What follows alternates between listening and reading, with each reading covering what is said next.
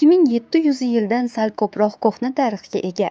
Miloddan avvalgi asrlarda paydo bo'lgan Navkat, Naxshab, Novqat, Bolo, Naqshibolo, Yerqo'rg'on, Zaxakimaron, Nasaf, Behbudiy kabi nomlar bilan mashhur bo'lgan Qarshi shahri bugungi kunda Qashqadaryo viloyatining ma'muriy markazi sifatida o'zining qadimiy va navqironligi bilan tom ma'noda voha gavhariga aylandi.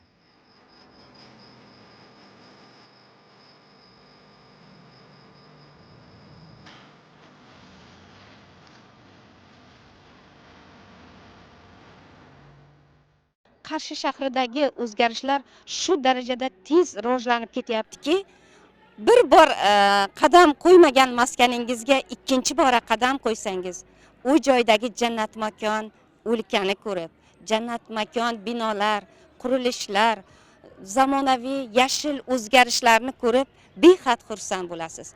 Bu nafaqat Qarshi shahrida yashayotgan har bir fuqaroga, nainki vatanimizni, O'zbekistonimizdagi yashayotgan har bir fuqaroni ilhomlantiradi degan umiddaman. Qarshi shahar bayrami barchangizga muborak bo'lsin. Qadimiy makonimiz bundan-da yuksalib yashnayversin. Qarshi shahridagi 31-umumiy o'rta ta'lim maktabida ko'hna zaminimiz ko'rik-tanlovi bo'lib o'tdi. Yosh tasviriy san'at egalari o'z mahoratlarini qalam orqali namoyon etishdi.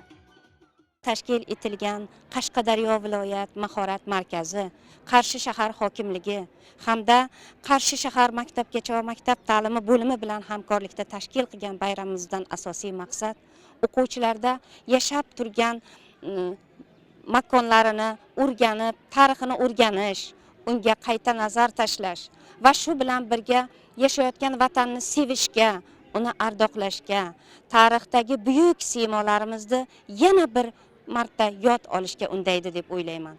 Mazkur tadbirda hududdagi barcha maktablardan o'quvchilar kelib, rasmlar ko'rgazmasini namoyish qilishdi. Qarshi qadimiy va navqiron shahar. Uning hozirgi kungacha saqlangan me'moriy yodgorliklari ham anchagina. Ana shunday ko'rik-tanlovlar tashkil etilishi ham o'quvchilarni shahrimizga muhabbat bilan ulg'ayishlariga zamin yaratadi.